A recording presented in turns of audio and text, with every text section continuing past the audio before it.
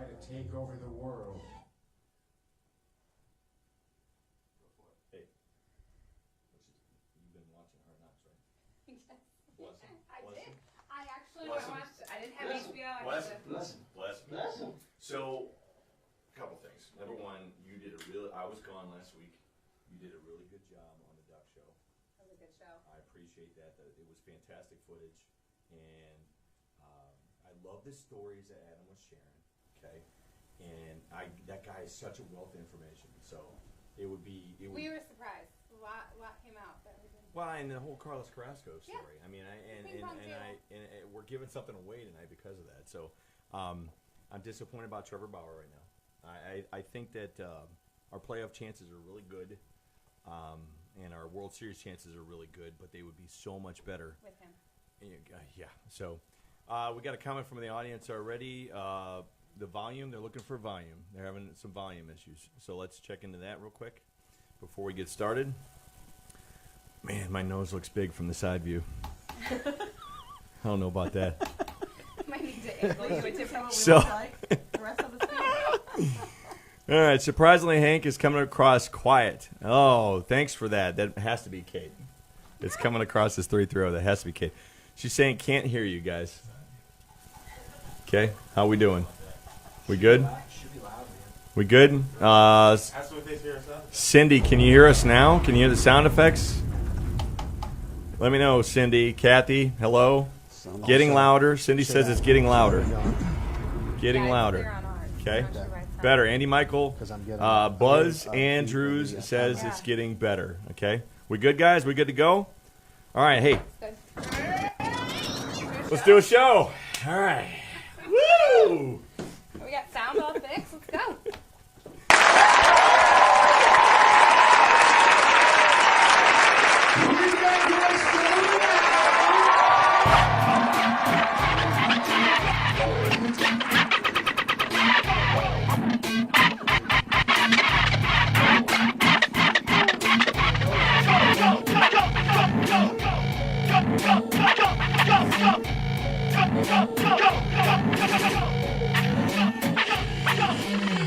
Good evening, ladies and gentlemen, and welcome back to Akron's hottest and fastest growing show, 330 to go. I'm your host, Hank Forrester, coming to you live from Stopper Hideout Studios, overlooking the rolling plains of Krogan Park.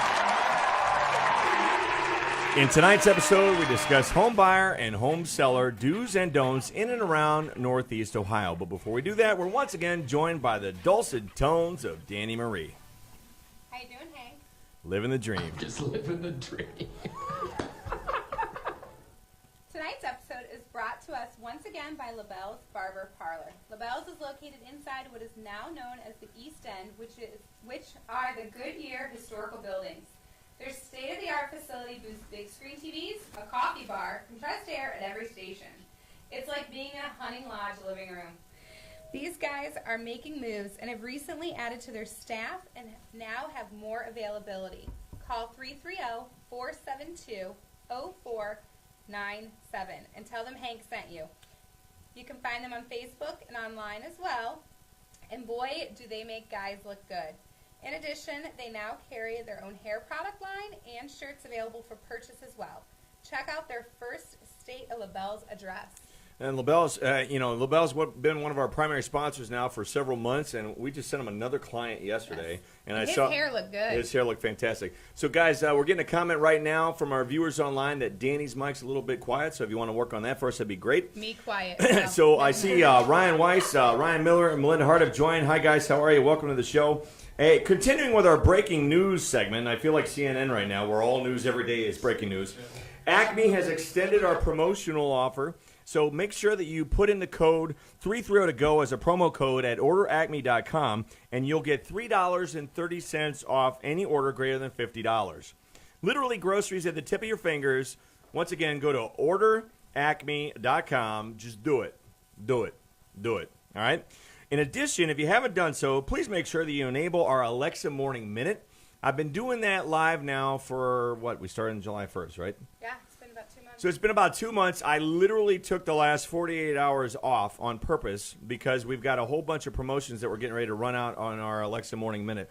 So make sure that you Ryan Miller, the double play king.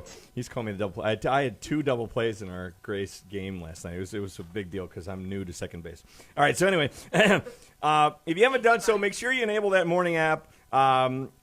We've been suspended the last 2 days, and the reason being is I just wanted to see if anybody would complain, and sure enough, I had 3 people complain. So that tells me that people are actually using it and actually doing it. Go ahead and bless them there. Bless them. So that means that I'm going to continue doing that every morning. We'll bring you live content, bring you the weather, bring you fun things to do, and somewhere a secret place in order to get you a chance to go and eat for some money off, okay?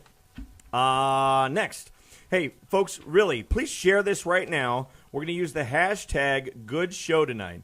Share this right now, hashtag #GoodShowTonight. If you share this on your timeline with the hashtag #GoodShowTonight, you will be entered in to win a $25 Visa gift card, okay? So tomorrow, after you share this, we're going to be looking for the people that do that, and we're going to give you an opportunity to win a Visa gift card, okay? In addition to that, we need your feedback as our platform continues to grow. We're about to add 4 new shows are about to join the 330 network universe. So please make sure that you give us some feedback and make sure that you rate us as well. And we appreciate that on iTunes. Okay? So here we're at tonight. Tonight's going to, did we freeze up? Everything good? Okay. Tonight's going to be an interesting show because when I got the idea to get a group of realtors together, my thought process was collect a variety of local talent in and around the area to provide different perspectives. And from the outside looking in, it seems that there's a vast expanse of homes that are constantly changing hands throughout this market, okay? Of course, it's really not that simple, but I like to approach this discussion starting out with an analogy. Guys, are we still good on the feed? Okay. All right. So, from that standpoint, I like to use my own wedding DJ business as an example in regards to the fact that there is such a vast market of people that are getting married always, right? No one company can handle all of that workload. So from a real estate standpoint, I look at it the same way, and that is it's just huge. It's massive. I mean, there's literally homes going up for sale like all the time, all over the place. So even though these folks do compete against each other occasionally, for the most part, the market is so big that they can all work together and they can all have their own little niche as well. So that was my goal in terms of introducing this show tonight. You guys sure we're good on the feed right now? Yes, sir. Okay. Huh? Well, I want to. I can't get. Can you guys, if you're live right now, turn off your devices so that we can, mine, I shut mine off. Yeah, because what you're probably doing is you're killing the feed for me, and I have to be able to respond to people. All right, so yeah, there we go. All right, so here we go. So right now we're going to introduce our panelists. Without further ado, we're going to go from left to right. Okay, starting at this end, so everybody knows Danny. Say hi to Danny. That's our co-host. Okay, so we're gonna, guys. I'm gonna give you a chance. I do not sell houses. Just go ahead and introduce yourselves. That way you can tell where you're from, what you do, and all that sort of thing. Okay, start with Mark. Am I looking at you, Hank? Or no, you looking at look at everybody. At the general public. At the general public. Say hi to Akron. Everybody say hi, Akron. Hi to Canton. Canton always feels jaded, so make sure we say hi to Canton. It's part of 330. All right, so off we go. Hi, I'm Mark Young with Stauffer Realty. I actually disagree with Hank. There is. You guys can call me. I know that the market is huge, and there's no reason to call anybody else except for me. So anyway, super stoked to be here tonight at our office, and looking forward to hearing what all these cool professionals have to say about selling and buying a home in the 330. Go. Hi, I'm Kelly Drake with Berkshire Hathaway, Simon Selhaney Realty in the Falls. I live in Copley, work mainly Copley Fairlawn. Do buying, selling, pretty much everything in the real estate market. Okay. Hi, my name's Dustin Burton. I'm with Keller Williams Realty. That's the Shervenic franchise. And I can help you with your real estate needs too. Last but not least, it's Mike Scott with Cutler Real Estate here in Fairlawn. I do live in Fairlawn as well. I don't know what else to say. Been doing this for about 14 years, so I'm the best looking one. I'll say that. All right, so it was interesting. I spent the weekend down in Yellow Springs, Ohio. I brought you guys some cheese curds back, and it's right by Wright Pat. So we wanted to go to be a part of aviation. Day. National Aviation Day was Sunday, so I made a point to go to the Air Force Base to see the museum. So in doing so, my brother-in-law, we had like a cupcake wars. My kids wanted to do it with Mama on was Saturday night, I believe. Yeah. I saw the pictures. Yeah, I'm I not put it sure on what Saturday. happened. So in doing so, I shared the video, the little promo that we did with my brother-in-law, and he looked at you guys and he saw where you were all from, and he goes, "Wow." He goes, "Those are some big deals." Okay, so we're real excited to have all four of you guys on the show tonight. Okay, because we Thank you. we respect you guys, we respect your opinions, and we respect the companies that you work for as well. I'm trying to remember. Kate, if you're still on, Kate, if you're online, who was our realtor? I think was it Howard Hanna? I'm trying to remember, honey. So if you're out, they're all going to boo, but if you're out there, okay. All right, so question number one to start the show off. And what we'll do as we do these questions, we'll kind of go across this way, and then we'll return back the other way, okay? So, because, the answers, some of them will be repeat answers and all that, but the goal is to give you an opportunity to share your thoughts, okay? So question number one is, what are your top 3 suggestions for the first-time home buyer? Okay, so I'm out of college. She's got her notes. I'm out of college. I got my first job. I may or may not have a wife and or a spouse, and it's time to do the thing. And I've been renting, or I'm in my parents' basement, and it's time to move out and get my own place. Okay. So what do you suggest for the first-time home buyer? What are, just limit it to 3. What are the top 3 things you suggest? Number one, ask your friends or family who is a local real estate agent that they've either used. If you can't get anywhere there, then hop online, look at local reviews, and find 1 or 2 that looks like they can fit your need. Start with there. The reality is if you hook up with somebody that's a professional in the marketplace, they're going to really help you with all the next steps, which is, speaking to a bank about getting a loan, and really once you hook up with somebody who knows what they're doing as far as the real estate market and understand what your financing are, sort of everything after that is a walk in the park. Sorry, Hank, I'll It's okay. talk to the camera. Because I'm going to be looking at this, so I don't want you guys to think that I'm not Okay. giving you eye contact, okay? Love you all. Okay. Keep going. Was that 3? That was 3. That was Yeah, 2. pay That was attention. like a bunch couple. of Yeah. All right. Together. Okay. Biggest thing I would say is find an agent. Make sure you get pre-approved. Pre-approval is huge. Can't really look at anything or move forward until you have that pre-approval. Because if you go out, you find something you like, then with the market today, it may be gone by the time you get a pre-approval.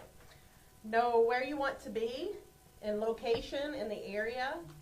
It's hard if you say from Akron to Canton somewhere. It's a little harder to narrow for an agent to narrow a search. So try to figure out really where you want to be. And have an idea of a style of home or what you want in a home. Maybe make a list. These are things that I have to have. These are some, like to have. And stick to your budget. Okay. So what I like to do with my clients is, I'm going to kind of add some of this because most of the answers are going to be basically the same, but find a realtor, get connected with someone that can give you a pre-approval, so that could be your big banks or a mortgage broker. I always say get 2 opinions. And why that's so important is because the big banks, they can give you only their products. So Huntington can only give you Huntington products. Chase can only give you Chase products. Where a mortgage broker, they can actually shop around. Maybe you need down payment assistance or closing cost assistance. The mortgage broker can do that for you. So that's really important for some people. They might have the credit score but no money. So, and then the third thing I like to do is get you plugged into the MLS. So why that is so important is because the MLS, people always ask me, what's the MLS? Well, the MLS is the database of homes for sale in Ohio. So where Zillow, Trulia, Realtor.com, they get all their information from the MLS. But sometimes that can be days later, can be a couple hours later. People always ask me, they're like, how are the homes selling so fast? This goes on the market, it's sold. Well, that's pretty much because it's been in the MLS for up to possibly 14 days before it ever hits those public websites. So I'd probably do those three things to start with. Okay. Mike?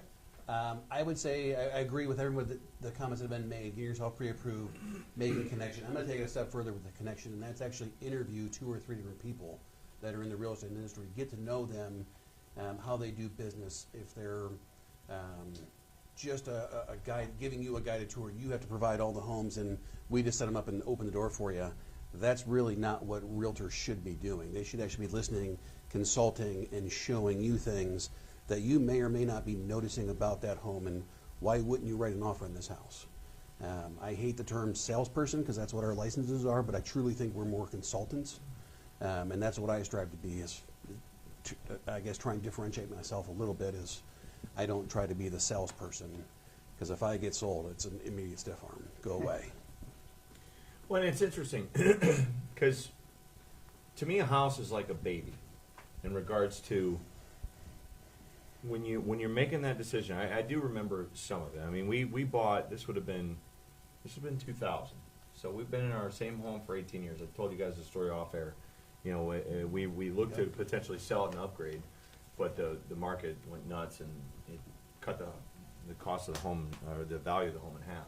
It's almost back up to where it was, but initially, you're 24, you're 25, you're 26, you just got married, you're bright-eyed, bushy-tailed, and you're like, woo! You know, it's like, what do we do? It's like, oh, cool, we're going to get a home, you know? So, especially when I look at that first-time home buyer market, that's what I view as the template, okay?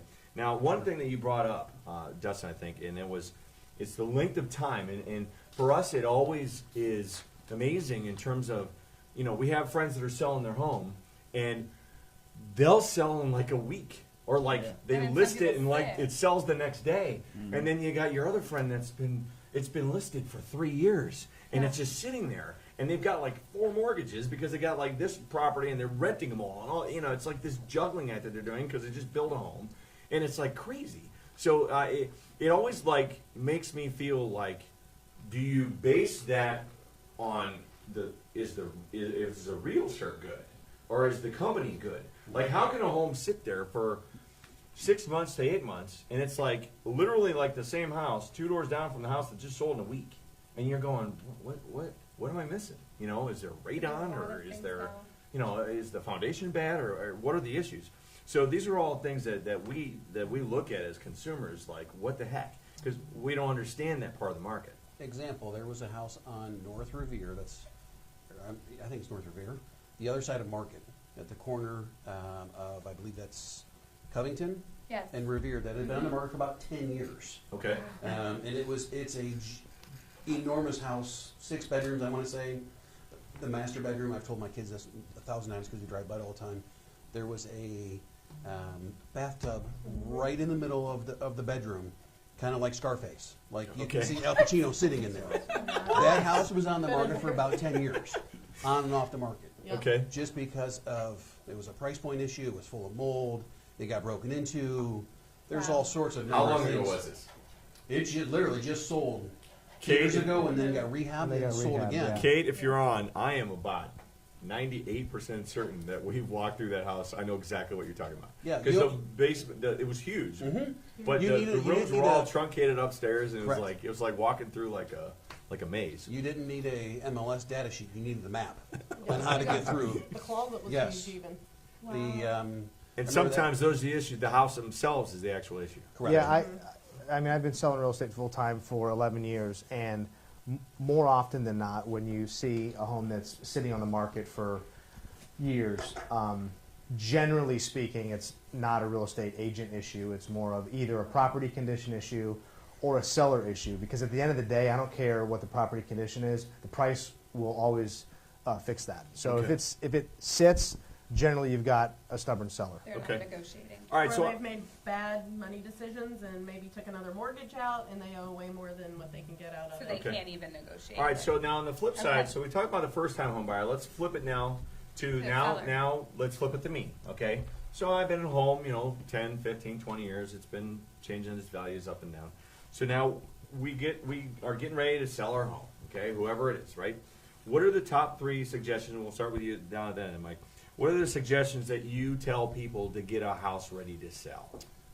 In this market, just because of how crazy it is, time-wise, I want to look at you guys, but I want to look at them, so I'm kind of struggling with this.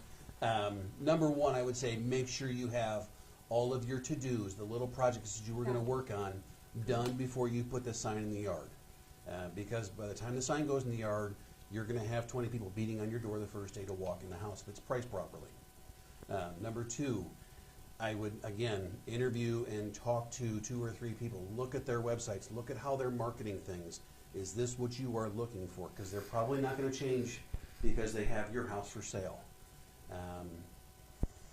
And I had a third point that I can't remember at the moment, so I'm going to pass to Dustin. Okay.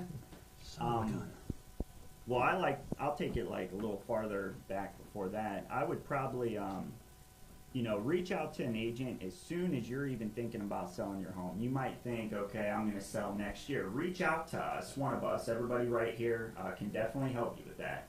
Reach out to one of us. We'll bring you a report. I bring my clients a report.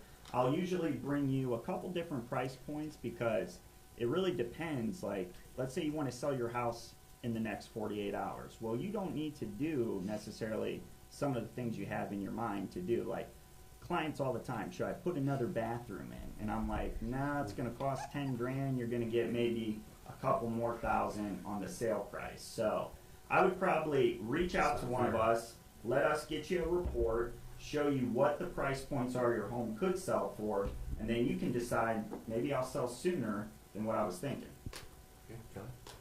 I'm going to say declutter. Declutter. Interesting. People have so much stuff, and you don't realize when people walk in, they want to make sure it has space. When the agent comes in to take pictures, you don't want to make the room look too small. So declutter. We all have extra papers and coats and all these things. So declutter ahead of time. It'll be less stress when you move. Plus, it will help when showing your home. And like we previously was said, make those needed repairs that we all ignore over the years. We're like, oh, we'll get to it later. Make those repairs. Freshen it up and curb appeal. Make sure your curb appeal is amazing. So you want it to look cute. Want to from the look, street. yes. You want to be welcome those people in from the very time they get stuff out of the car and pull up. They want to have that wow factor. Okay. I would agree with almost everything that they said. So that Almost. sort of the same. Well, no, sort of. No, I sort of the same. Almost. Almost. No. I get. Okay, so I agree with most of everything that you said. So I would say that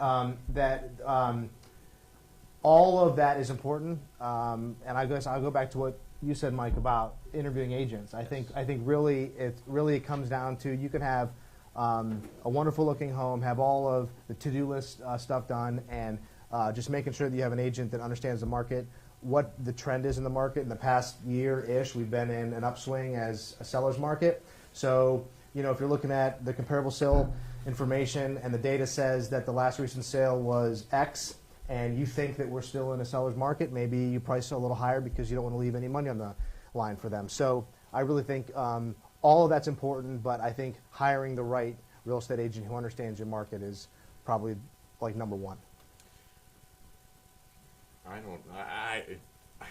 Can I add? Yeah, to that? go ahead, but I don't even know how we did that. Like, remember, I'm going back to How we hired. bright-eyed, bushy-tailed Scott, and I can't remember.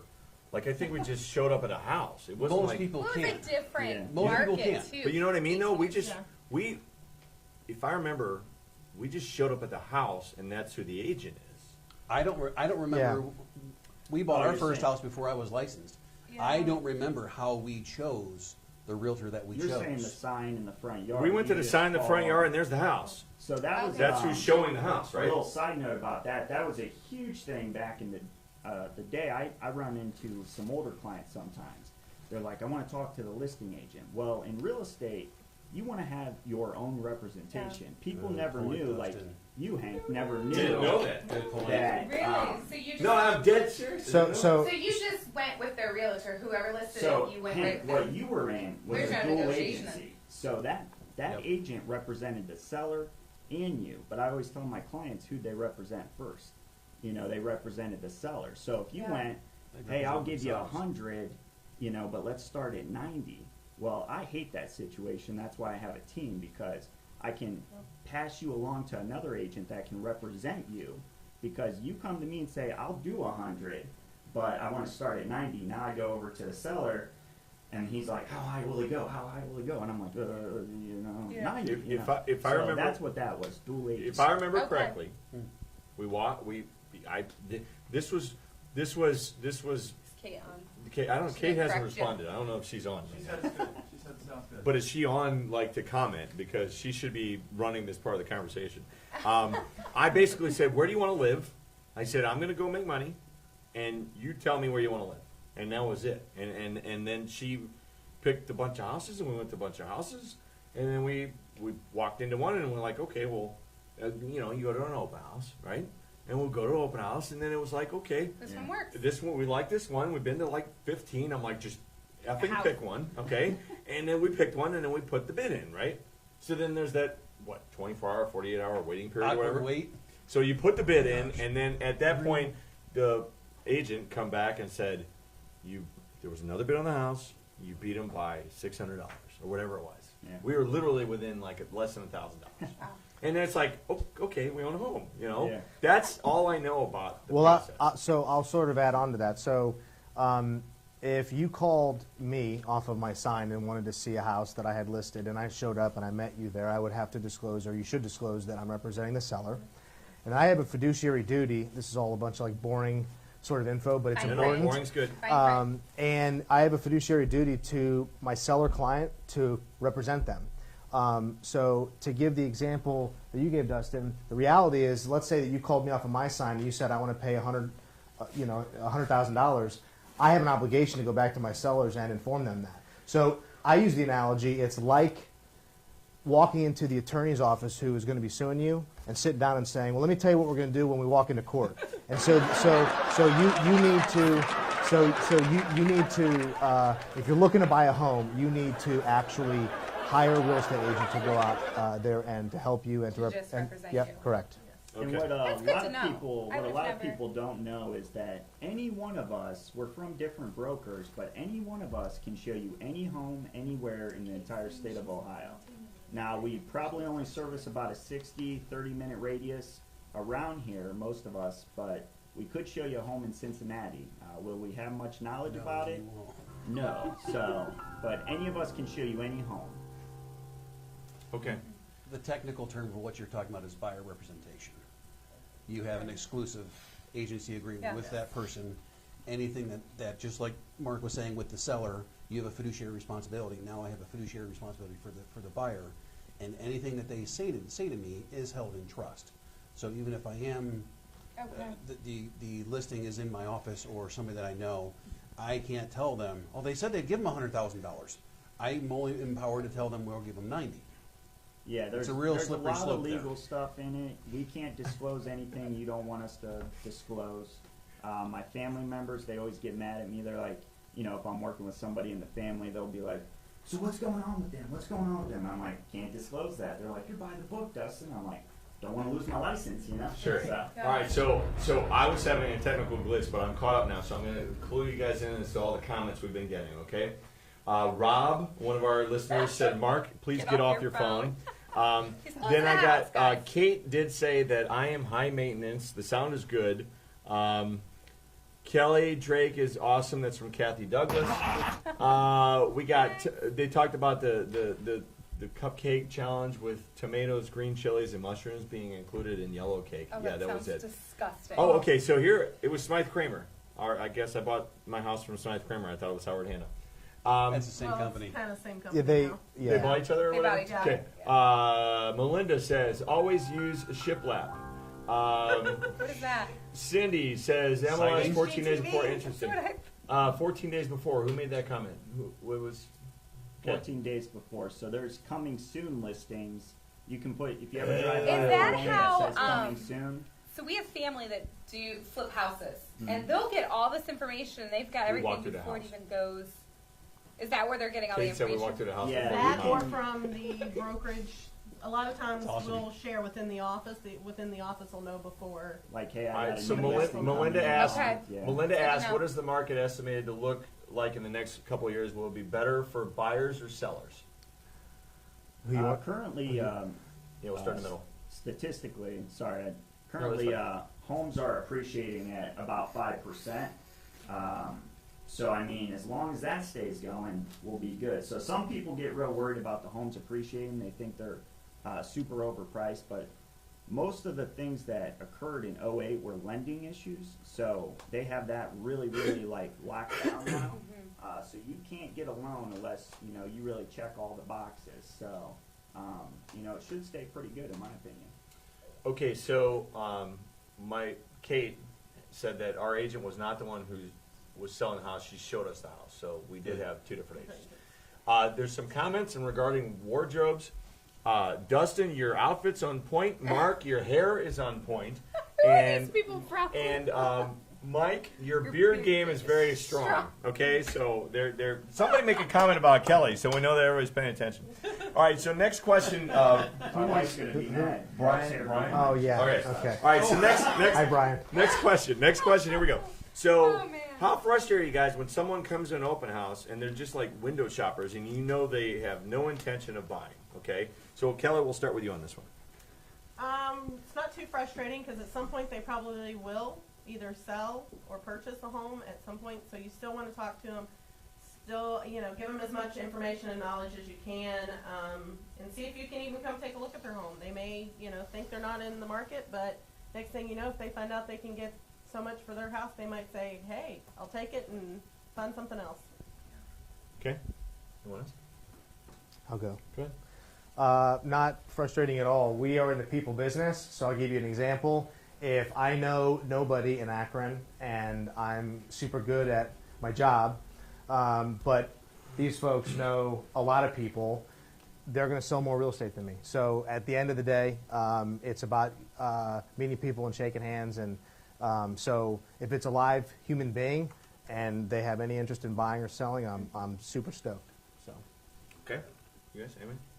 I would agree as far as open houses, traffic is traffic. It doesn't matter if I've never sold a house from an open house. I've never written an offer at one. But I can say that this year, the last two open houses that I've done, one had 20-some people at it. The house sold for full price. A couple days later, the last one had 4 and sold the next day for full price. So it's not a matter of quantity versus quality, that kind of stuff. It's typically speaking in Northeast Ohio, if you're coming out on a Sunday, you're fairly serious, or you're considering selling, and you're that nosy neighbor that I personally love. Just wants to check it out. I want to sit down and have a cup of coffee with you and talk. And even a nosy neighbor may have a family member or a friend that, hey, you know, this would work perfect for them. It would get them closer to them. So a lot of people will still have a friend or And it just family sparked member. interest. I am not in the market to sell my house. We just got our house exactly where we want. But there's a house 2 streets over that sold for way out of any price range I could even dream. So I can tell you I've gone to 2 open houses in the neighborhood, and we've discussed, like, if we can get that much, maybe we should sell our house. You never know. All right, Melinda has a question in our online audience. What is your opinion on investing in a duplex where you purchase the home, live in one side, and rent the other? Love it. Brilliant. If you are considering doing that, you should. That's about as simple as it is. I don't. It's a wonderful investment. Even if you buy to live in it for a couple years and then you move out, you own a rental property, and 2 rentals. so it's Okay. blessing. Bless them. Go ahead and bless them And then. I've heard more people doing that right now. Yeah. Think about it from the math standpoint. If your mortgage is $800 and the other tenant is paying $500, now your mortgage payment is $300. That gives you the At opportunity the to also end of fix that up year- if there's any issues and rent that. Correct. A couple of years down the road, you have a decent pile of equity that you can now parlay into your next house that's just a single family home. My whole question there, though, is Well played, Steve. my whole question there is privacy, though. I mean, and this will sound, I don't know how this will sound, but You get to You select your live like tenant. this far from your neighbors. but how so you thick have are the walls? All depends. You know what I mean? Depends on the design of the home. Like, let's just be rated G here. Let's say I'm watching a movie. I'm watching Top Gun, and I've got it on Yeah. 50, and here's the plane scene, Yeah. and it's facing that way, right? they're here. I mean, They're you know what gonna I mean? hear Is You're that the owner, So, you know? but yeah? You're. He's like you're the owner. It's just like living in an apartment. yeah, I living mean, in- there's if you go down the road off of 77 in Miller, there's an apartment complex with probably 500 units. Yeah. I mean, and that's just like right there. So I mean, I guess what I mean is it's basically an apartment. So I think I'm naive. Let me think this through. So I was in dorms in college, but then my first apartment per se, right? Kate, correct me if I'm wrong here. I was in like a studio like apartment by myself on a farm. So I've never had to deal with a neighbor on the other side of the wall besides when I was in college, and those were cinder block rooms. So. All right. Yeah, but if you're getting, if I can buy something and my mortgage is $800 and this person wants to pay $500-600 of it, you'll deal with the Top Gun noise. I will. Yeah, exactly. I have an in-law suite. And I have a 21-year-old brother that lives in that in-law suite. Bless We him. share one wall, and I can tell you, Bless him. there's some You've also times. got a fair amount of money. You can insulate pretty well. You know, someday. Right. All right. We have tried. One side thing. Yeah. When you're working with your agent, I just had this recently happen. So I had this family, had 3 kids, and we couldn't find anything in their price range that had enough room. Everything we found was like 1,100 square feet, 3 beds, 1 bath. So then we took a different angle. We looked at duplexes that were vacant. The whole thing was vacant, and that really added. One side was 1,100, the other side was 1,100. Boom, they had 2,200 square feet. Their kids are in one side because there's 2 beds, 1 bath. They're in the other side, 2 beds, 1 bath. So it's just really about whether you want to live in a duplex or not. It's really about what your goal is in that season of life. Okay. Next question: how do you guys deal with ridiculous lowball offers? Okay, so you got a home Oh, I listed. love 'em. You got a home Yeah. listed at 100, and they come in at like 70. What do you do? How do you guys It's a handle that? procedure. Do you get pissed or like what? No, always suggest a counter. Always suggest a Mhm. counter. You don't know. They're probably just seeing what you'll do. Mm-hmm. Yeah. Most So, likely, and then so in once other you words, the all person know- who's driving, you guys are in charge of the relationship, but the person driving the bus is the homeowner, right? Mhm. So then Yeah. you say, okay, well, come back at them at like, go higher. You say, no, we're at 105 now. How does that work? When I get an offer and it's on paper, what I love about that is somebody's committed, they wrote, they put something on paper for me. I can take that to my seller. We got something physical now, Hey, let's counter back. You might not like it. Don't get offended. They're saying they like it. Let's just counter back full price and then tell them, hey, we didn't like it. Never say you rejected it because it makes the buyer feel terrible because they don't really know. They're just putting in an offer. It's our responsibility to really do whatever the client wants. If they want to offer $1, I have to write it up. So. Okay. And everybody's always looking for a deal. It Yeah, doesn't- always. Everybody's. that, We all do. you know? We all want a deal. When you go to the store, where do you go first? The clearance rack. You know? Okay. Hank, you'll appreciate my take on that when I meet with a client. Our goal was to get on the dance floor. The music is now playing. You may not like the song, but the music's playing. You're on the dance Let's not turn the music off. Correct. Yep. Let's just get to a better song. So counter, but let's not make it personal. I've got I like that. so about 5 years ago. By the way, you okay with that? I love it. Okay, I love it. I love it. About 5 years ago, there was a house that was listed for $999 or $999, $850. I don't know what it was, but a client of mine. Is that $1 million? It's almost $1 million. Okay. But I'm it just sounds a saying, lot. I'm It sounds a lot better. I'm just checking. That's correct. Go ahead. Way out of our keep price keep range. going. Even and together. This is Akron. and See, LeBron, you should have stayed. yeah, He's talking about over a bath. it happened. That's actually what. It Yeah. was a bath. Yep. And the buyer was a client of mine. We walked through the house. Make a long story short, we finish up. He says, "You know what? I'd like to make an offer, $650,000." Okay. And I said, "Okay, well, this will be interesting." So fast forward 3.5 hours later, the listing agent met us over at the house. The sellers lived out west at their second home. We ordered pizza. The seller said, "Open up a bottle of wine." We opened up a bottle of wine, and 3.5 hours later, the house was under contract in writing for $865. So when I have people that say, "Oh, that's a low ball offer," whether it's a buyer or seller, or we're too far apart, you're just massage it. You have somebody, just like Dustin said, who took the time. Yeah, my guy started low, but he said he wanted to make an offer, so he put it in writing, and there was a fish or there was a hook that was in, I mean, it was sort of like, all right, let's see what can happen now. Now I will say that was in a different market than we're in now. Your agent has to put the offer in. I had an agent. I know you guys would never do this, but I had an agent one time called me up, gave me some feedback. He was like, "Yeah, my buyer really liked it, wanted to write an offer, but I didn't." And I'm like, "Whoa, I'll write it for you." And he's like, I'm like, "Why didn't you write it?" He's like, I told him it would be too low and they would get insulted by it. My sellers were very, very motivated to move at that point in the listing. So, unfortunately, that guy missed out because his agent wasn't doing their, duties. We are a vain group up here, okay? Eric's commenting, what an impressive looking group. Mark Young We is never get these so comments. knowledgeable and Are these handsome. are these my friends? All right, so Jess did comment that she really loved your analogy of the dance floor. Melinda's okay? got some good questions. You got the I literally do say the that. music's playing, the dance floor's going. And I appreciate that as a DJ. Mark's right? obviously a really good dancer. Yeah. So the point being, all right. So With wine and pizza. So that was good. That was good. Once again, folks, share this live right now on your timeline. Use the hashtag #GoodShowTonight, and we're going to enter you into a raffle to win a gift card. We love giving stuff away. We're giving stuff away in a little bit. Okay, so Melinda's got a good question. Melinda's coming. Melinda's coming at us hot tonight. Okay, here we go. She's in the house market. the next couple Apparently years. they're looking. All right. Oh, boy. And it's funny because I know. She does not have an agent on. I know. Go ahead, Melinda and listen Ryan, to me. we did their wedding. Okay, did their so wedding.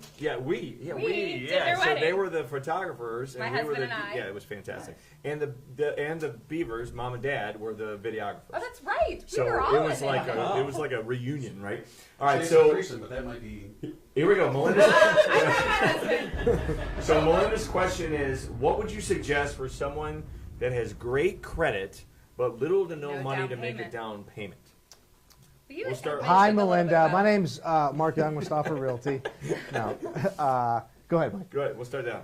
There's all sorts of different home buying programs out there that have gift money, OFA, that type of stuff. It's really getting to a good mortgage lender that can point you in the right direction. That's the right fit for you and your family. But there are lots of options out there. Okay.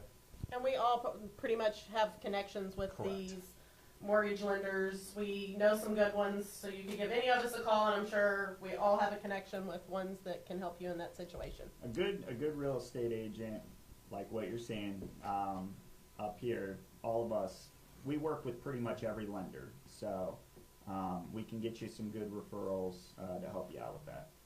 Okay. The flip of that, Cindy's asking the question, or vice versa. They've got a decent amount to make a down payment, but their credit is terrible. So Well, that's relative. It all evens when you out. Those say are going to be more late yeah, I mean, contracts, stuff like that. Well, the other part is this. So I can't tell you how many times you sit down with somebody and they say, my credit's kind of iffy, and their version of iffy is maybe their brother says that if you don't have 800 credit score, it's awful. Correct. There's 720. Yeah. Yeah, you're horrible. Yeah. So I would say I Depends would on say score. make the call to a real estate agent to get you hooked up with a lender. Have them pull your credit. Have them look at what you owe on your debt, how much you make, and then you'll get. You need a 600 at least to get pre-approved most places. But the big thing is, if you have like a 580 or something, still go to a mortgage broker and get that credit pull, because they'll let you know What how you to need to do. fast Yes. track that. Yeah. And Yeah, they they can- also have different products to, like, let's say you get a credit card paid off. One of my clients, they're doing this right now, paid off a credit card, and then the mortgage broker basically did an instant update for their credit score, and we're able to get them pre-approved instead of waiting 30 days. Okay. I think this might be an analogy that's not that great, but you have a pain and ache in your body. You don't want to go see the ER, the doctor, because you don't like doctors. But what you don't realize is that they see this every day. And so if you have a credit score that you think is bad, or maybe you had a foreclosure, or you lost a job, or whatever, these folks, that's what they see every single day. So Don't be scared. yeah, you should not be scared. Correct. Hop online, find somebody, make the phone call, and more often than not, unless you've never paid a bill on time ever, you're going to work with a lender that is going to be able to help you to get there. All right, so we're approaching halftime here. Before we do that, though, I got two more questions here. These are coming in good. They're coming in live right now. So in this market, this is from Kate. Well, this is my wife. In this market, what are the hot spots in terms of what are two things that buyers are looking for in a home? What in Northeast Ohio? What are things that people are looking for in a home right now? Updated kitchens. Okay. Really? They want everything for nothing. Okay. Or the open Floor what's plan. it Open called? floor plan. Open It was funny. concept. We Open bought our concept. house and it had the oldest kitchen, and we just knocked all the walls down, gutted the whole first floor. Okay. Okay. And the Because I next didn't one want them was to do my kitchen. I Tim. wanted Tim. to do it. Tim. Hello. That was going to be my response. Is Go ahead. there's either one of two scenarios. They either want it completely done, the right paint Ready colors, to all walk we in. do is hang up our pictures, or the other side, they don't want anything done where I can actually go in and make my own vision a reality. HGTV. called Well, my and home. that's why we actually purchased my parents' home, and we did all of the work to it. And the reason we purchased it is because I was like, I know what walls I can tear down. We gutted it to the studs. How'd that make your mom feel? You Why hated did we my sell house? I did. My house was that bad? Yeah. She knows it. Melinda's like shiplap. The whole deal Shiplap. was to let my brother live in the in-law suite, so I could do whatever I wanted to the front of the house. All right, so Tim I took an 18-year-old. Tim is a friend of mine. He's a DJ, so he's tuning in right now. He says, "What are your thoughts right now on for sale by owner, purchasing the package that puts you on MLS and handles all that legal work for you?" I have a great answer to that. Yeah, so Go. It is an option. You can also is Applebee's a sponsor of your show? They are not. Okay, you They can also should be. you can also go to Applebee's and ask for a steak. Call us after. Okay. So at the end of the day, what are you hiring, and what do you want? I could go on for about 30 minutes on why I don't think that's a great option, but it certainly is an option. Okay. Okay. Well, You then can you're working also, for yourself. most companies, I know our company can, you can still call an agent and we can give you a flat fee and just list it and put it in the MLS for you. Okay. I got one more question before And then you're halftime. done. You're not And then doing you're open done and we houses. do nothing else. Okay. I got one more question before halftime. Oh, look at Ryan's checking in. We got 48. So we'll talk about the like thing in a second. All right. So do you prefer working with new builds, older homes with character, or fixer uppers? And is there a different approach as to how to handle each one of those submarkets? Okay. So we'll start on this end and work that way. Do I prefer working with new builds, older homes? I don't care. Okay. Anything. If you're a buyer or seller that is looking to buy new construction, older homes with character, or fixer-uppers, I can help you find that. And if you own a new construction home or a newer home, an older home or a fixer-upper, I can also help you sell that. And so can any of these guys. So We Is can that, all the short, handle is it. that the short answer? That's the short- Okay. that's the short But answer. You guys don't have a preference, though? I mean, Like personally, do you get personally not as What- a what- realtor? what- do well, I you get guess excited the about question is certain what things? What excites you to sell? I guess that'll be the question. So what excites me, I'll make this short, is helping my client accomplish what they want. That's it. So I don't get what I think doesn't really matter. I mean, you know what I mean? I mean, Whatever sure, the client whatever the is client is excited excited about is, and if we can help them accomplish If that, they're excited, that's that it. gets us excited, and then we all have different ways of helping them do whichever Okay. they want. Okay.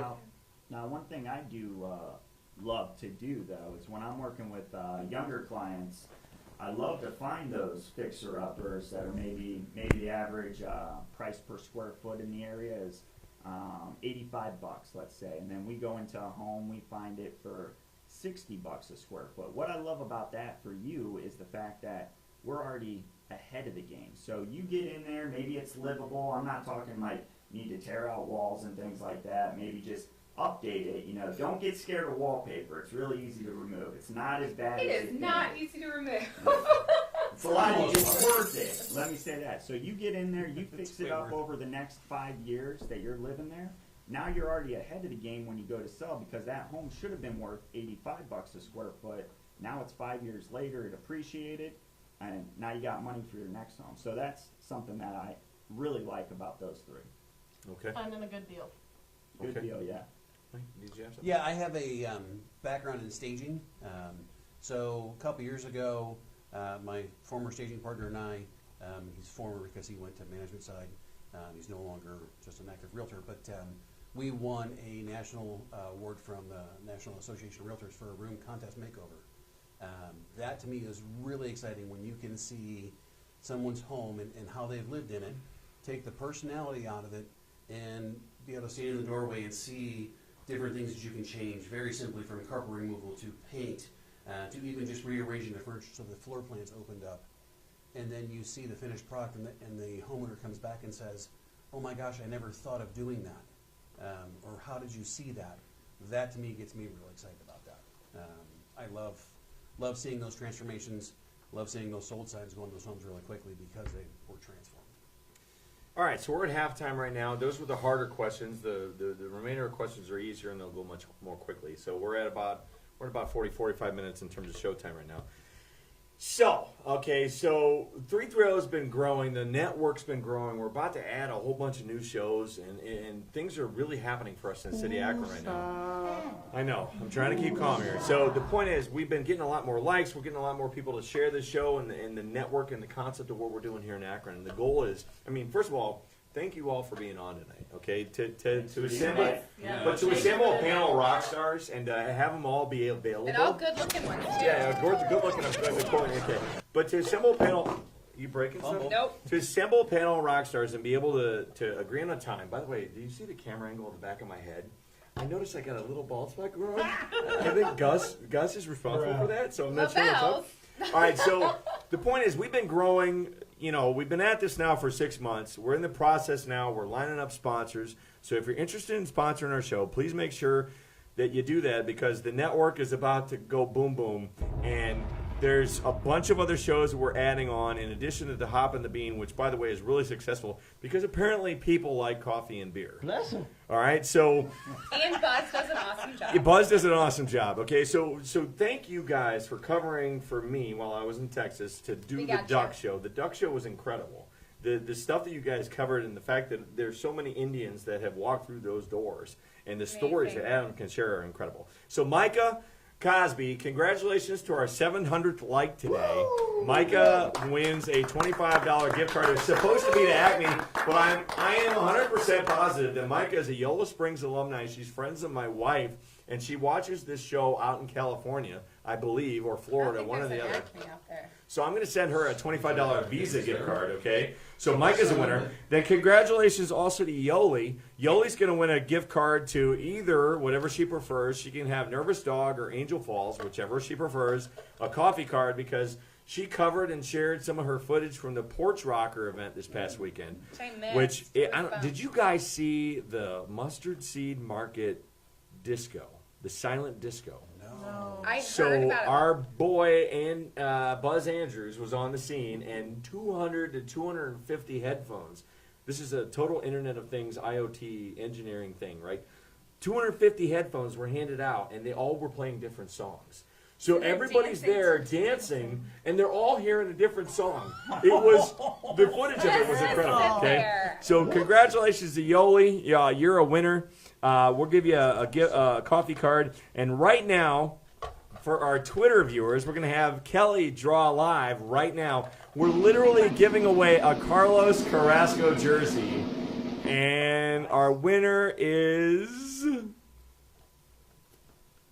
WHO. Who? He's got the craziest Twitter handle, and he loves my Cleveland takes. So who, if you're watching right now live, who is a winner? We're going to send him I think it's a him. I don't even know. Because you never know online. You don't even know. No, it's Twitter, right? Twitter's crazy. So who is a Carlos Carrasco jersey winner? All right, we'll get them set up. And right now, Micah lives in California. That's what I'm hearing. So Micah, we've got people that watch all over the country on this show. It's great. We got one guy watching from Peru right as we speak. All right, so we just gave away a Carrasco jersey. That's WHO on Twitter. And we're also about to give away a Akron shirt from Ryan Rock Everywhere Weiss. I am positive that the winner was whoever just that guy was. It was William. So Ryan just said 750, baby. Bless him. What was his name? It just came up. It just came up. Kate, if you're watching, go ahead and please cue in because I can't leave the screen. Find out who that was. And he's a winner of a brand new shirt from Ryan Rock Everywhere Weiss. That's the Akron shirts that you've seen me wear all around town because I love my boy Ryan, right? So check out his clothing truck. Now, literally, we've had 75 likes in like the last 24 hours because we were stuck trying to get to 700. But then I changed what we're doing. So we're literally going to give away a gift card every 100 likes. So when we get to 800, boom, $25 gift card. When we get to 900, boom. All right? So start sharing this around Akron. Back to the show. All right? So here we are, guys. And my wife and my upper middle, what do you want to call them? Pickers? Trollers? Trash trollers, trash pickers. Tuesday night and Wednesday night across Akron for them is feast night because literally my entire backyard is made up of doors and you have a truck, bed frames, and all this stuff. So they'll take the truck and they'll head on a Tuesday. I got a Eddie Bauer, what's it called? Baby seat. What's it? High chair? High chair. I got an Eddie Bauer high chair on trash trolling night. Okay? Did you just get it yesterday? No. We've had it. I'm trying to sell. Now I'm trying to sell it. There was one. I'm trying to sell I'm it. not joking. Off of Castle last night. I drove past it. Hey, you love me. She said, Kate. All right. So the point is, it's trash trolling night, right? So the point is, though, the reason they do that, if Melinda, if she's still watching, okay. It's shiplap, okay? So all these the HGTV shows have taken over. So and with Pinterest, you think you can do everything. You got Pinterest, okay? So it's like in the wedding industry. They're like, oh yeah, we want to map our cake. We want cake mapping, honey. That's in LA. That's in New York. We don't do that in Cleveland, okay? The point is, with Pinterest they could. So my question to you guys is legitimately. So you got flip or flop. Fixer Upper, is that Chip and Joe? Is that Chip and Joe, right? Yes. You got Love It or List It. As real estate agents, what is your guys' take on those type of shows? Because for me, it seems like they set the bar unrealistically in terms of what houses should look like, what they should have. It's just I want to stab myself in the temple when I watch them half the time, because what it does is it takes all these ideas. Stop it! It takes all these ideas and it puts them into my 11-year-old daughter's head and, he goes and out my of town wife's and head, comes home with and four I walls. go away and I'm in Texas for 4 days and I come home and now the entire basement is like gone, like my man cave just became like a she shed. Okay, so I want help. What is your take on all that? I don't care what order. Somebody it's great start. for ideas, but it's not reality. It's designed for TV purposes, for entertainment, for viewing, and God forbid, for selling advertisement. Paint companies, furniture companies, who are on there, they want you to redo your rooms, right? Just my take on it. You can't send home and have no job and buy a $2.3 million home. With 6 kids. Yes, with 6 kids, it's just not reality. The other thing those shows do is they also make you think that it's a very short process and that you only look at 3 homes and you find them. Try to look at as many homes as possible, so that will really help you figure out what you want. Oh no. Who's the couple that got divorced? Which show is that? Who? Chrissy. Oh, that's What's the name of that one? yeah, that's one in California. Is that Flip or Flop? It's a flipper. It's Which one? I think it's Flip or Flop. The couple got. Yeah, that's Yeah, the it's couple. Flip or Flop. You got good-looking blonde, and then brunette You have dude, like the right? They're both answer or realtors. something, and yeah, both real estate agents. As you said, that drives me nuts because it makes it look like, well, I'm selling a home. Bam, bada bing, bada boom. And they always freaking make a profit on the show. They don't show the flops, okay? You know they're buying Rarely do they. crap holes Yeah, at rarely. times, and And then get nothing. there's times they gotta lose money, but they don't air that. So it makes the real estate market look, what's the word I'm looking for? Fake. Fake. It's not. Fake. It's yeah. It's not. I don't. Yeah.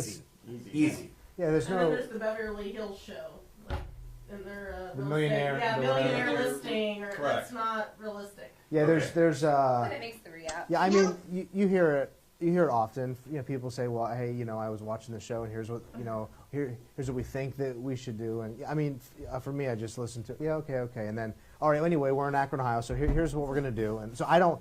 Yes, it's annoying, but You just don't but fall into you just it. don't really fall into it. Bless him. I never heard the term shiplap ever in my life, and then they start watching these shows, and Kate is like, That's we gotta Joanna. get some shiplap. I'm like, At least she wants to do that, and she doesn't just want to get on Magnolia and buy it. but I go, what is shiplap? Okay, so Well, now like, Target's carrying yeah. it. Yes. Is that it? Is that Target it right has there? shipping. The cheap version of shiplap. Yeah. There you go. Yeah. So, but the point is, to your point, it does give ideas. It does. Okay. Yeah. That's the main purpose, you know. I like the shows a lot, but you just got to understand that we are actually currently there's not enough listings for as many buyers, so you're not going to walk out there and find that one. So kind of gear it back towards the whole buying a home, selling a home. If your home looks like that, I can guarantee it's going to sell very fast, probably multiple offers. So you got to jump on those ones. Don't try to lowball those offers. You need to go in strong with those ones. Okay, just so you know, can you say that last name for me? William You're the DJ. I'm the photographer. William Ilgenfritz, ILGENFRITZ. William Ilgenfritz, congratulations! You're our 750th like. You win a T-shirt from Ryan Rock Everywhere Weiss. So we will. Good job, William. We will. We're gonna hook you up. Hopefully he's from Akron. Who knows? If not, you will If love not, your shirt. you're gonna love your shirt anyway. All right. So next question is: do any of you guys work with condo sales or rental properties? He just sighed. He's sighing. Oh. We'll start with him. Let's start with you. Lean What back are your and sigh. thoughts? The rental market in Akron, Ohio is not, there's a few companies that do rental management, and I'm yet to find one that I would say it's a good one. I have some rentals myself that we do all of our own tenant searching, but I don't do it for customers or for clients. So you literally have your own properties that you rent. Personally. Correct, that I Okay. personally own, that we secure our own tenants, that kind of stuff, but I don't do that for commissions Okay. for a business. It's Condos pretty, I do represent. Yeah, condos. I live in a condo. I love condos for, you know, if you're really, really busy, depending on the season of life you're in, like me, real estate agent, my wife's a hairstylist, so when we get home at 8 o'clock at night, And a I don't baby. want to mow my grass. And a baby. Yeah, and a baby. Don't want to plow the snow in the wintertime. So, but rentals around here, it's pretty easy to just kind of manage that yourself. I would probably say you don't necessarily need an agent for that, but maybe you're looking at a luxury rental. That's probably when you should have an agent. Okay. I work with condos, rentals. We have our own rentals. Same thing. We kind of manage our own rentals. For people that are looking for rentals, you're probably better to get online. Facebook usually has, like on the Akron Buy-Sell Trade, they have list rentals all the time. So Okay. you're better to look for a rental probably that way than calling an agent, because most people do not list rentals through an agency because then they have to pay so much out. Okay. And then to back up real quick, if you're looking to buy rentals, then definitely you want an agent to help you with that. Correct. I know me personally, one of my niches is investment properties. Help a lot of clients around here build their portfolios. Different strategies, lots of different numbers you need to know with that. If you have a $500, you know, the rent's $500, the mortgage is $300. You're cash flowing $200, but that's not necessarily a good debt coverage ratio number, which is what the banks would want. So if you're looking to buy rentals, we can help you with that as well. Okay. Okay. Yes on condo sales, helping to buy or sell.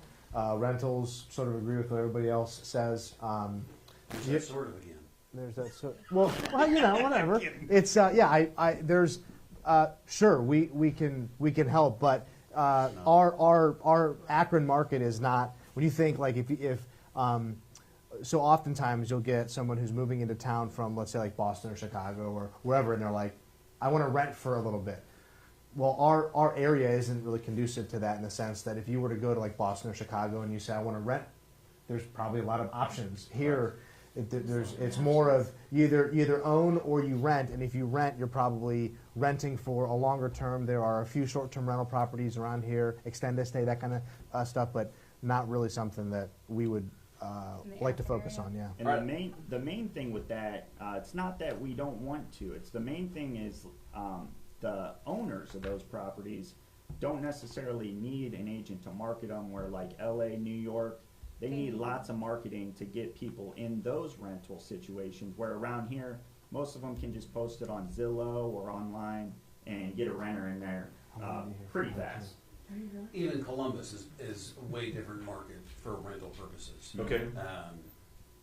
If you're in a college town, those type of things, even though Akron University's here, it's just not the same. There's not a need for professional representation. The Things are landlord renting. just wouldn't pay the money, really. Correct. You know? Okay. Yeah. Kelly, were you about to sell a house right there? I mean, you could take that call. Well, it's an agent in my office that I'm friends with. All right, so, and she's trying to get a hold of Mark, I guess. All right. So, Mark's waiting to hear from her. remind me. Wait a minute. I got some questions here from our online folks. Remind me, homeowners association is one of my questions. Okay, so I'll come Yeah. back to that. All right, so, so these are coming. This is from Eric and from Justin. First of all, Kelly Starling says hi, Kelly, to you. All right, and then we got Justin and Eric are asking, what is a OHFA? And then OFA. OFA. yeah, what's that? And then what Justin is asking, can someone please help explain a 203K purchase? I don't know what that Yep. is. So let's go with Eric's question first. What's an OFA? Is this a joke? No, it's not an OFA. It's not. No, It's not it's an OHFA. yeah. OHFA. What is it? Actually, Mike mentioned it earlier, and it's basically a grant that the state of Ohio has. It's essentially an FHA loan with a gift from the state of Ohio to help to spur ownership. OHFA. Oh, yeah, Okay, correct, yeah. I get it. And Okay. they have conventional OFA now too. So, like my wife and I, we use the OFA grant, so to say. Agents will call it OFA, so that's where you'll hear it a lot. That's why they're saying that. But we use the OFA grant, and instead of having to bring, for an example, $4,000 to the table, we only had to bring $1,000. So, and then the trade-off is usually a little higher of an interest rate, but it's not dramatically higher. It's not like going from 5% to 6%. It's like going from 5 to 5 1/4. So Okay. that's why you would also want to talk to a mortgage broker. They could probably get that for you. The other Okay. piece of that puzzle is it's a lien that's actually put on your note Mhm. or on your property when you purchase it. That it's depending on which one it is, 3 to 5 years, I believe, is the max. It's paid down incrementally. So if you bought a house and in 3 years you sold it, you would have to pay back a portion of that grant. Okay. And But after the 5 years or whatever that limitation is, it's gone. And the Okay. main reason my wife and we did it was because look at the numbers, It's free okay? money. Like 5% versus 5 1/4. Let's say that only changed my payment by $10-15 a month. Well, how long would it take me to basically save that money back? If I have to pay an extra 15 to get 3,000 up front, I like to use the bank's money. I like to keep mine and use the bank's. So it would actually take me much, much longer to save that $3,000 back than to just get that free money. So, And you get to write that off on your taxes. and you can write it Okay. off. Love All right, that. Wow. I'll start with you because you kind of whistled and leaned back. Okay, so the question was, 203Ks. Here can it comes. someone explain Buckle up. a 203K purchase? It is a FHA loan that is built around a renovation project. So we're going to come in and redo our kitchen, knock down some walls, massive, way more than the average homeowner can do. You have to have a licensed contractor. You have to have proposals and bids put together. That's all part of the loan package that when you go to close, your $100,000 house and a $60,000 renovation loan is all pushed together. So when you close, it's all one piece. You only pay one closing cost. Your general contractor then goes to work, and as they're doing things, they're submitting to the mortgage company what's known as a draw, pulling out money for materials, plywood, drywall, tile, paint, whatever that may be, off your loan. But you're not, as the homeowner, doing two loans. It's just it sounds really good. It's just really, there's a lot of pieces that you have to be very, very detail oriented and on top of your game, or it's going to make you nuts. Yeah. I've actually had two clients, one that pursued it, one that didn't pursue it. And sometimes hearing stories gives you the best understanding of it. So clients were good for $100,000. The home was $70,000. They basically had $30,000 worth of room to play with. We get in there. You want a certain inspector, someone who can do the 203K basically proposal for you. They go in there, start pricing stuff out.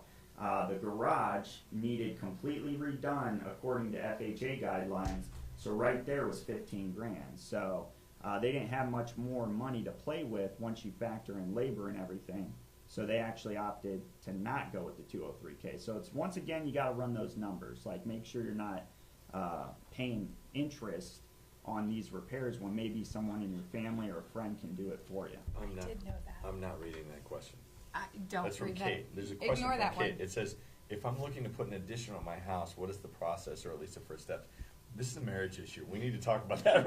I don't know. What is she talking about right Off now? air. All right, so no, I did have a question. We don't dive into those. I'm backing up, right? My So, initials are MD, but I'm not qualified for that. Do it live. so is a homeowners association an attractor or a detractor when it comes to Yes. purchasing? HOA. We'll start. No, home. We'll yeah. start with Yep. your end this time. So, when I owned the fence company, there were all these regulations and hoops, and Yeah. Oh. I had to fill out like 5 to 10 extra pieces of paper just to plot a fence for a home, Okay. and because it had to be approved by the HOA. Okay, so you said yes to both. So what's the take on that? Yeah, it's yes. It is yes. Yeah, I mean, so if you have, I'm going to be super careful with my answer here. You have neighborhoods. We are live. You have neighborhoods that love and care about the association, and generally speaking, they're super well maintained. That you don't see sheds that aren't, built right, et cetera, et cetera. Right? She sheds. Okay. Fence guys who install fence, Improperly. wrong, right. So, yes, is the answer. The other part is when you say HOAs, so you got HOAs for single-family homes, like neighborhoods, and then you have HOAs for condominiums. Development. But So- do they play a role in any way in the purchase process? Significantly. How does that I'll give you How an does that work? example. So if I'm you glad I asked the question. if you have let's see, there's a specific association of condos in Northampton that in the Falls that are anywhere between $350 and $600 a month for the association fees, but the condos are between $60,000 and $100,000. So the reality is that if you can have somebody that gets that's able to borrow up to $100,000, that's like all in. So the reality is that if they're going to buy a condo, then the association is $450 a month, it could throw off their debt to income ratio, in which case they're not able to buy it. So when you ask if it's part of it, yes, it can be part of it. But I'm listening. yeah. And then you also in the person you have to get those rules, so your buyer can see what the rules are. Make sure they can follow the rules that are set for that HOA. Yeah. Like, must have a dog between 25 Yeah. to... Yeah. Trash cans, and make sure they can abide by this. If they want a fence, Well, and is that where you guys live now? Is that what you said? Yeah, so when we bought our condo, it was $64,000. We were good for $100 at the time. We could only go off of my wife's income because I was self-employed. This is another thing to pay attention to and to contact a mortgage broker about. I was only 18 months self-employed. They wanted me to be 24 months. So we could only use one income. So we were good for $100. When we bought our condo for $64 plus the HOAs, it was actually like buying an $80,000 single family home. So, and those HOAs, they cover a lot of other things, like mine cover water, trash, sewer, the exterior of the building, snow removal, landscaping. We have a pool, so it's like, I feel like my HOA, it's worth it. Some of them, there's like the big developments, it's like $500 a year, but it's only covering the common area, like the grass, the strip in between the home and the road. So just got to look into it. Okay. I had folks that were actually buyers this summer that were looking in the $300,000 to $400,000 price range. Found a home that they really liked here in Fairlawn, but the HOA excluded that they couldn't even bring their camper into the neighborhood to pack things in and head out of town. That was a deal breaker for them. They wanted to be able to bring their camper. And I understand the concept. They didn't want to have campers parked in the driveway, making $400,000 homes look a little trashy. But or they couldn't potentially. even bring it into pack for But- the weekend and Correct. then That leave. that HOA made it very clear there are no campers, no RVs allowed in the neighborhood at all. So that's why when you say, is it either is it a good thing or a bad thing? Yes, because you also have people who say, I'm going to write a check for it. It's going to be cash. I know that after I write a check, because let's say I'm retired, I'm going to live here 6 months and Arizona 6 months. I know that the only thing I'm going to have to pay is my fees there, and that's good. And a lot of the condos, that's going to cover the water, the sewer, the trash, et cetera, et cetera. Snow removal. Yeah. Yeah. Okay. Depends on the buyer. Yep. You know? Hey, I need my If you're okay, camper if you're and my okay with the boat. rules, it's You guys- good for you. If you're you not, guys are great. you're not. You guys are great. Okay, here we go. How do property values and market values affect your business? And what do you feel impacts the housing market the most in our region? That's a rough one. Where do you want to start? Who do you want to start with? Bless him. We're Let's- sick of you. Let's Yes, let's start with Kelly. Oh. The more you know. How do they affect our business? Well, by what we make. Okay. You know, and also I think a lot of us especially wherever we live in our community, we want to keep those market values up. So that's where sometimes for sale by owner, they might list a little low and not get the most out of their property, which then hurts everybody else. Is it a sliding scale though? Like for example, use me as an example. When our house went from X to X, if it's valued at X, can we list it at Y and it's still above that X? So even though, so we, at some point we hit 125 in terms of what the house was worth. Z. You know what I'm saying though? You gotta solve for a while. Is it all relative, I guess would be the question. Well, it's not relative. No, It's it what all your is the it's what What you your can market list it is. for. Yeah, I Okay. mean, there's Yeah. but that's why it goes back to you're interviewing agents, and you need to see the data in front of you that says that let's say that the most recent sale has been $100,000 in your neighborhood, and you want 150. There's probably a problem. If I remember correctly, when we went to potentially list in 2008, there were 10, maybe 12 houses within a 3-block radius that Yeah. all foreclosed. Yep. Okay. And and everything just went. Yeah. Okay, was that a good sound effect there, Moo Man? He How made you his doing? own sound I effect. just okay. I don't have that But I think it does have to do with value. What in my generic, primitive thought process, if my house went down to here, could I have still? Well, no, because we bought it for X. Yeah, but we're upside your down in the mortgage situation. at that Yeah, point, but your right? yeah, Yeah. We it's paid your X. mortgage, and, Yeah. and your scenario, along with everybody else in the U.S. between 2008 and 2012 or 13, was the worst since 1920. So, or whatever the year was back. So Okay. the reality is that you're nothing wrong with your example because it's real, Hank. But it's a unique era because we're not having those issues right now. Okay. That's Well, what when I said those houses in Everything's my on the neighborhood. rise pretty much right now. I've had houses that have sold for close to $50,000 more than I ever dreamed of getting out of my house. And they're just going. It's that area. It's that time frame. Well, That's why I'm like, that's, just sell. But then I would never be able to I had buy. a client going. recently who, 2 years into the home, and because the way it's kind of trending, they were able to sell it for more. Now, they might have got a little bit more of a deal previously because the agent might have priced it wrong or did something, but what's great about that home, when it sold, that increased the neighborhood's values. And some people get worried. They're like, well, what if it doesn't appraise? Well, then we deal with that when we get there, But if it does appraise, your neighbors are going to be pretty happy. Okay. A couple of things that I offer or I've thought of. One is I have a website that actually does evaluations online, cloud marketing. So it's 330homevalues.com. Thought you'd like that, Hank. Again, that's 330homevalues.com. But more importantly, like there's a house that I just sold here in Fairlawn that we started out a little on the aggressive side. Our conversation was they are already secured in purchasing their new home. They were 35, 40 days out from moving. They were in a unique situation where they could carry 2 mortgages. So we said The number is $100,000, but we're gonna push the envelope a little bit and went to 115. The idea was just to see where, if we could get 115, maybe it'll parade, maybe it won't. And we lasted for 10, actually I think it was 12 days, went down and then sold for the right number that we should have been at.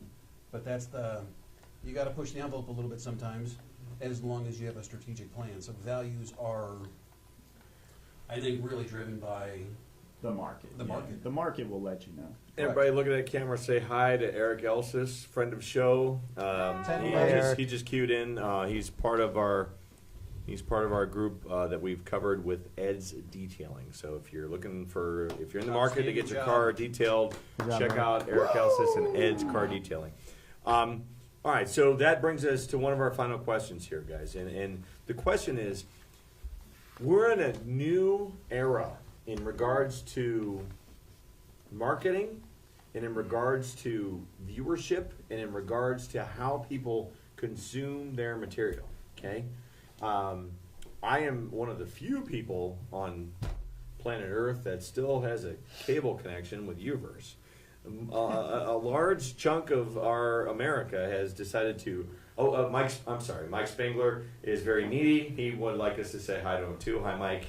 Hi, Mike. Hello, Mike. They're in the process of. They had twins, right? Or They just turned 1 month old too. Yeah, they just had twins. So, good job, Spanglers. They were new to the market. Just got home last They year. should be watching the Hop and Beam. They'll be watching.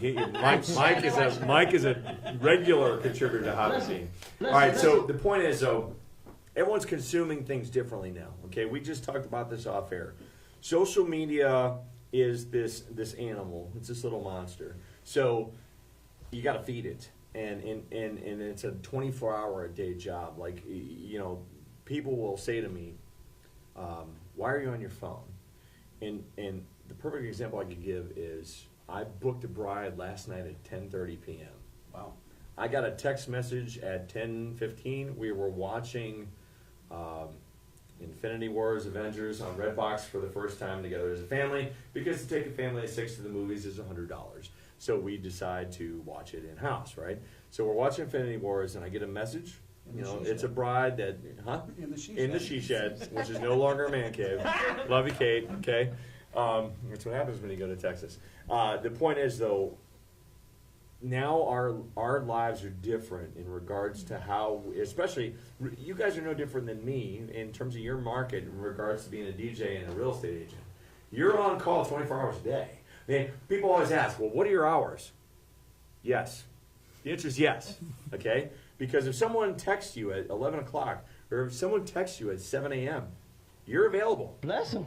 You're available, because that's how things work nowadays. And there is a group of folks in the world that understand that, and there's a group of folks in the world that will never understand that. And that's okay. But the point is, though, when we go to get started in this process, where do we begin now? So my wife is a Zillow, she's a Zillow person. So she's constantly looking for homes going into foreclosure, homes doing this, homes going on, that they're going to be listed. Like you said, there's a 14-day window or whatever. Yep. Zillow does all that, okay?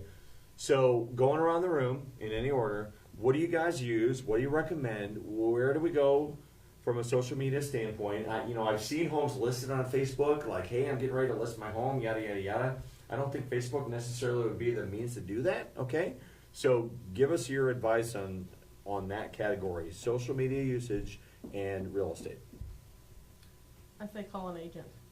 The agent's going to know before Zillow or Trulia or Realtor.com. We all know before anybody else does. And a lot of people will wait till it goes to Zillow or whatnot, and it's gone. They'll call us and say, hey, I saw this house on Zillow. Can you see?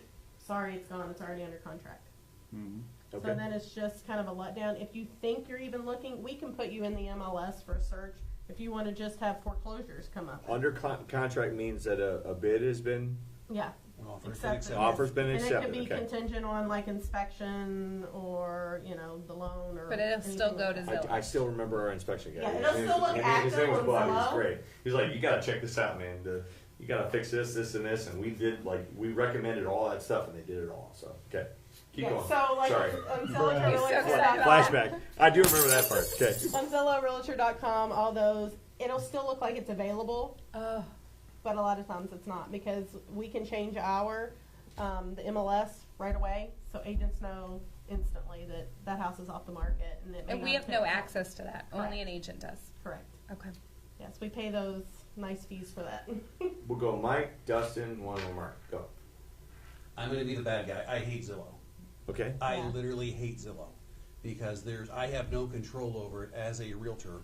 My listing goes on there. I have to email them to make any changes in regards to something like a buyer shopping and looking there. That house may not be on the market. It may be that pre-foreclosure or something. They missed a mortgage payment, and somehow now it pops up on Zillow as being foreclosed on.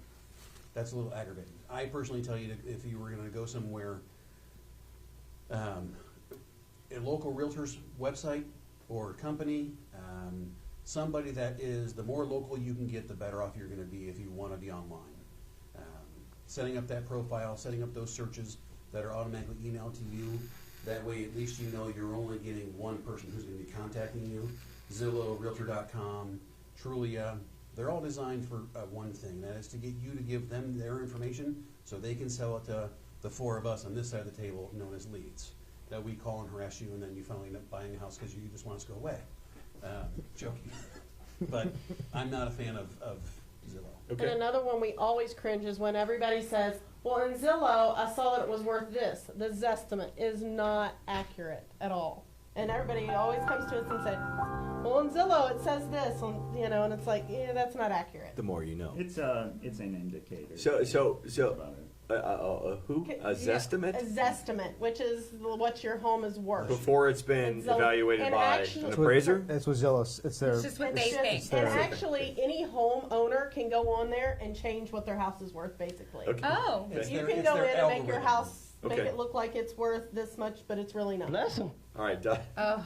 I love it. That, hard knocks. Dustin, you're up. So, what I always do for my clients, kind of like what I said at the beginning, reach out to us. We can get you connected to the MLS. The MLS is very, very important because it's the database of homes for sale. So, we can go on there. In this area, it's best to kind of do a radius for your search because unless you're really focused on school district, because I could drive 5 minutes down the road. I go through Wadsworth, Copley, Fairlawn, I go through 3-4 zip codes.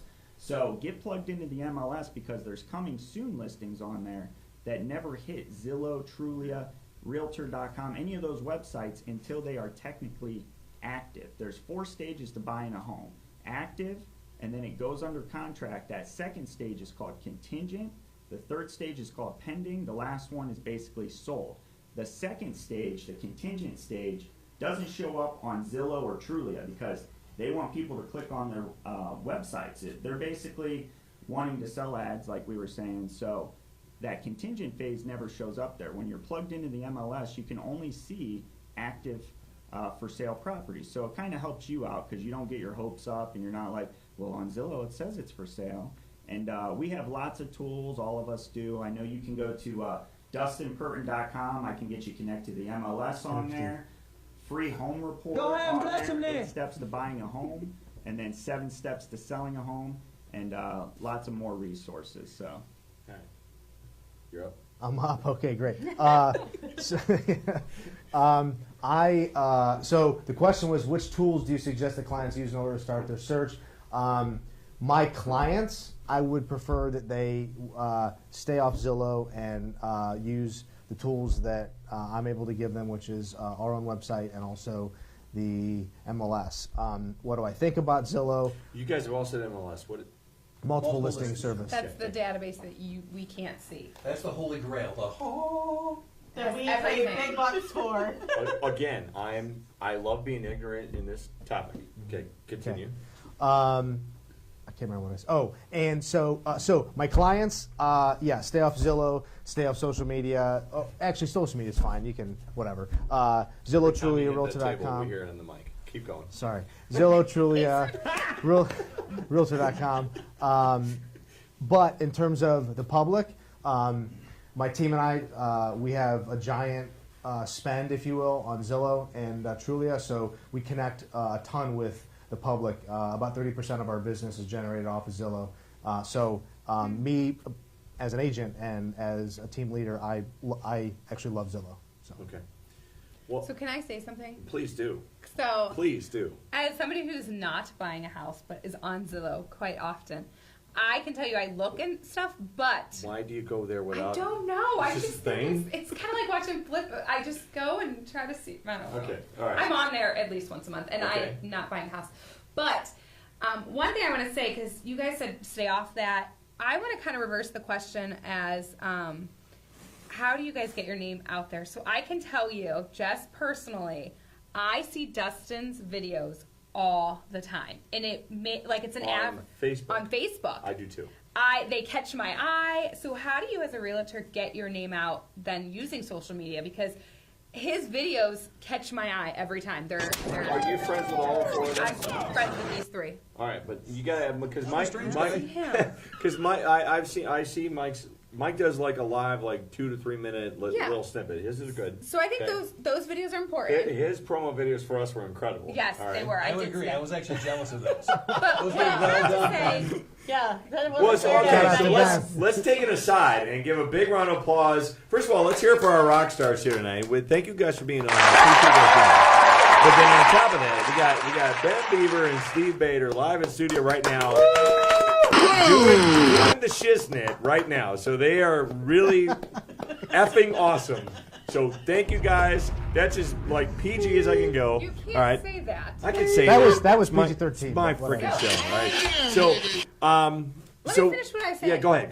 So what I'm saying, I talk too much. I'm you sorry. do. Okay. But I would not go to Facebook to buy a house, but I see a lot of realtors, not just you guys, posting, oh, this house just went under contract, this house. I would probably feel comfortable picking a realtor off of their platform of Facebook. Do you have a set, is that something you guys do on purpose? Are you trying to sell a house on Facebook, or are you trying to gain So I'll kind of pull back both? the Okay. curtain. We'll go this way. Okay. Cool. So I'll pull back the curtain in Oz, right, to see That's what this is all about. Yep. Do it live. Hey, So we're doing it live. We're doing it live. What was that? We'll do it live. Okay, so here's the deal. So I've got an awesome team member of mine named Rose, and she handles all of our marketing, and especially our social media marketing. And so the reality is, yes, we use it to promote our listings, because when we interview for a listing, they're going to say things like, well, where are you going to advertise that? And so that's an avenue that we get out. Similar to open houses, though, a lot of the marketing and promotion that we do for listings and under contract and solds are for us.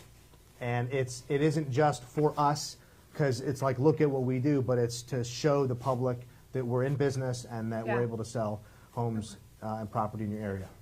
I also think, because even on my Facebook, I'm friends with a ton of other agents. So we can see, if Mark has something coming up, and I have a client that might be interested in that, well, then I can see, sometimes you see it quicker than you may see it somewhere else.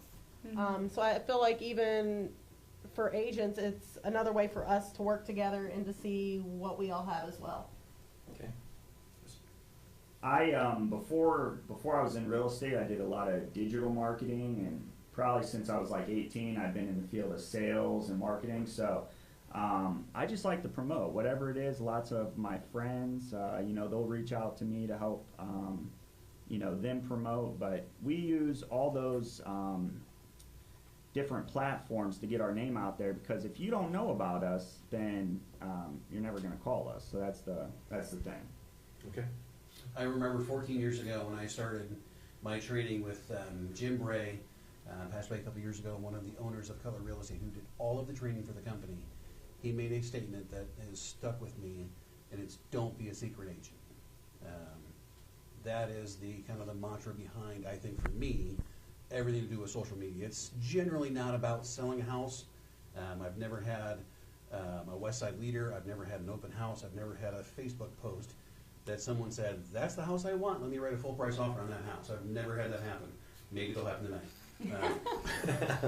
But at the same time, I do have lots of people that I'm posting videos talking about different things in the real estate industry that are watching those, seeing those. Despite my bad jokes, they do find something good about it. So that's all it is. It's just a shameless plug. if you have a business, this isn't even real estate related. If you have a business, the first step of the business is attention. It's not even making a sale. It's get attention and then get the lead and then make the sale. So we want you to know that what we do, we're successful at, so that's why we try to promote as much as possible. Okay. Social media is the digital version of the guy that goes up and down the wind blower thing. The windsock. I met a I guy. would do that, but I would probably hurt myself. Day job about it. It's like this, right? Day job about a year ago. I met a guy. We use the initials RB, and he's sitting in our conference room, and he said to me, "If I have to give you a business card, then I didn't leave an impression." Ooh. And I went, "Whoa!" Like he doesn't carry business cards. Because Steve, where's the?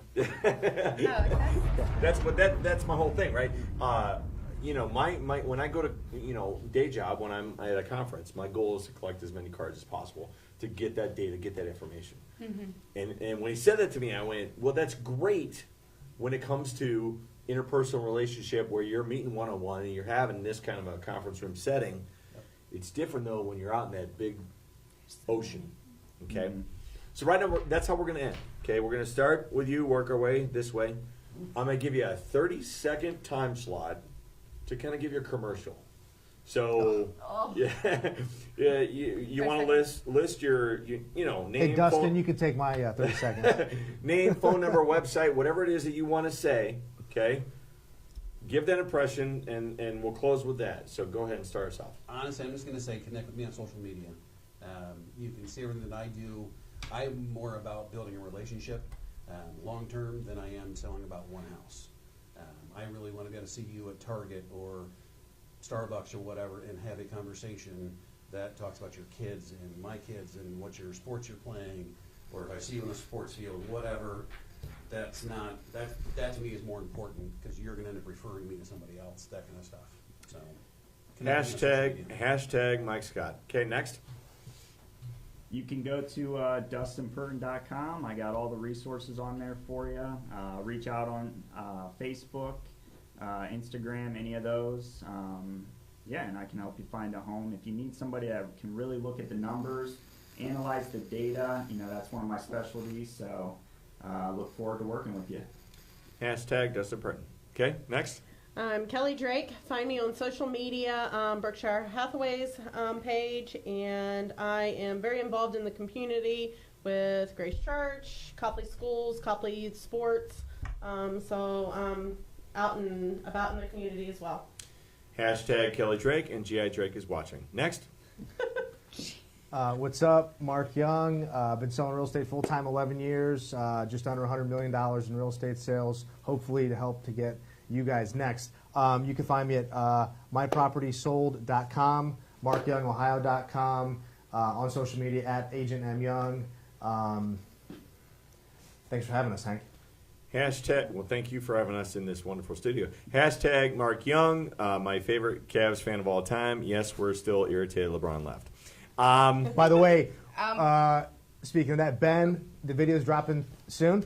Very soon. Very soon. Man. It's okay. all about LeBron and why he left us. Okay. All right. Before we close down, Danny, I'm really glad that I polished my shoes tonight because they are visible on cam. They are. And I wear cute ones too. And I've noticed the shots that Ben has been coming up with. Like my head has been. You polished your head too. Like thank goodness I cut my hair, and You wore a collared shirt. I wore a collared shirt and cufflinks. I've been literally and with his initials. every time. You Every just gotta show them off. Every time that it cuts to that one camera view, I've been sucking my belly in to not look like Adam Sandler. Okay. All right, so once again, folks, we've had a lot of fun here tonight. That was a marathon. Was it good? We expected it to be, but at the same I got a lot of time, information though. there was probably 6 or 7 topics that I was totally ignorant on, that I was educated on, and I'm hoping We answered a lot of good questions. I'm hoping to our viewing audience that you guys picked up a kernel or a nugget that you can use. If you're interested in acquiring any of our fine realtor friends to help you out, we're going to have all their contact information posted and available to do so on our website and on 330go.com. Once again, share this. This is great content. Like it, review it, and we need sponsors to keep the lights on because And write a review on the Moon page. Man's got a bunch of kids, and I got a bunch of kids, and we're growing fast. We're about to add 3 shows to the network. Go Okay? ahead and bless them there. Bless them, baby.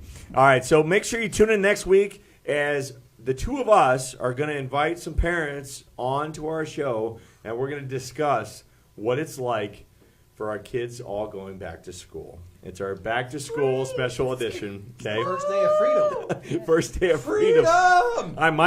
Mike said that to me earlier. It's like Freedom Day 1. That's Freedom Day 1. I'm like, what is that? He's like, No, I well, didn't my kids realize go to how school much that my day. kids do around the house. Went to the grocery store today. I was like, I have to carry the groceries in. Folks, until Yeah, this is true. until then. Horrible turn of events. Horrible. Until then, I don't know where I'm going, but there ain't no sense in being late. Quickly down under. You guys ready? Say goodnight, Shirley. Good night, Shirley. Good night, Shirley.